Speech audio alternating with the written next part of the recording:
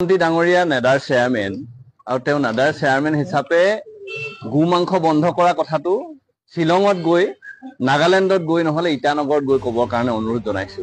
এটা কথা অপ্ৰাসংগিক হলেও মই জাতত আহোম হিচাপে গদাধৰ সিংহই প্ৰত্যেক দিনাই একোজনীকৈ বগী কলি মানে বগী চেউৰি গাই তেওঁ আচলতে এটা সময়ত খাইছিল।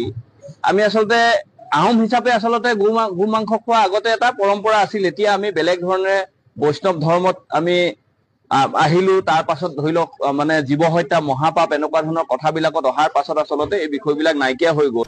মানুহে আচলতে খাদ্যক লৈ যিটো তেওঁলোকে আচলতে ৰাজনীতি কৰিবলৈ আগবাঢ়ি গৈছে, মানে মুখ্যমন্ত্ৰী ডাঙৰীয়াই যে অখিল গগৈ ডাঙৰীয়াই এটা প্ৰত্যাহ্বান জনাইছিল তেখেতক যে তেওঁ হোষ্টেলত থকাৰ সময়ত তেওঁ গো মাংস খাইছিল বুলি কৈছিল। তাৰ উত্তৰটো কিয় আজিৰ তাৰিখলৈকে দিব পৰা নাই?